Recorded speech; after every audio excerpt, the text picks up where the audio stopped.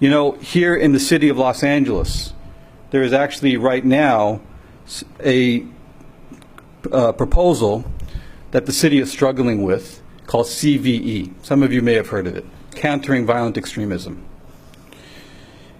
It is a program that President Obama at the time initiated in 2016, and it's intended to grant money to certain cities and to certain organizations to prevent violent ideologies from taking root.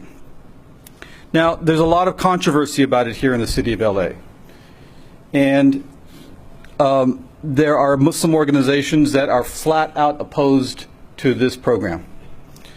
And there are other Muslim organizations that have chosen to engage on the program to eliminate the harmful aspects but maintain the beneficial aspects.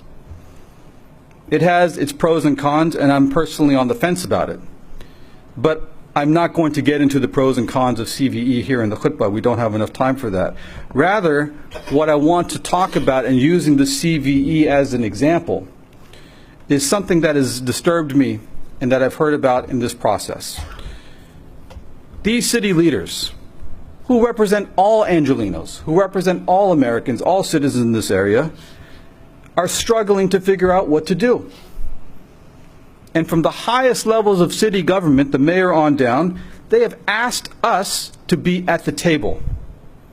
They have invited us to be at the table to help figure out what is going on, to help them figure the best way forward.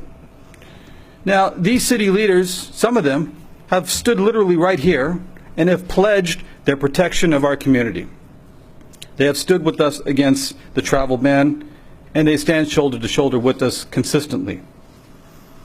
What is troubling is that the meetings that take place in these sensitive areas, where they're trying to figure out what to do, what we are finding is that some Muslim organizations are taking the stream of consciousness and ideas and trying to figure it out, and they're taking that information and they send out action alerts on them.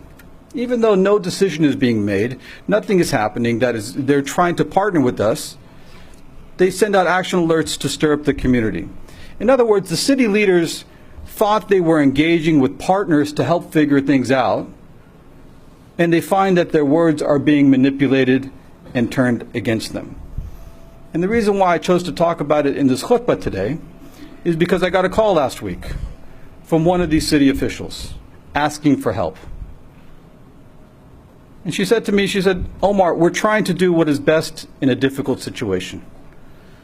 But how can we work with people who manipulate what we say and use it against us publicly when we're still trying to figure things out?" And the thing that really got me, the line that really got me about what she said is that it is deceitful and it is unethical. No, those words, deceitful and unethical, should not be associated with the Muslim organization. They should not be associated with Islam. They should not be associated with Muslims. That is not our behavior, especially with people who are asking for our help. And so it is damaging, it is immature, and it destroys relationships. So what is problematic is how we disagree. How do we disagree with each other? Whether within our families or in civic engagement, what is the ethic of disagreement? And in the short time that I have, let me go through a few things here. We should disagree in a way that maintains relations, keeps good relations.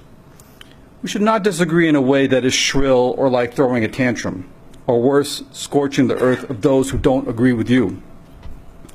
That is tearing down. That is destructive. And that should not be a characteristic of our community. We should disagree in a manner that is respectful and that even our most strident foes may characterize us by.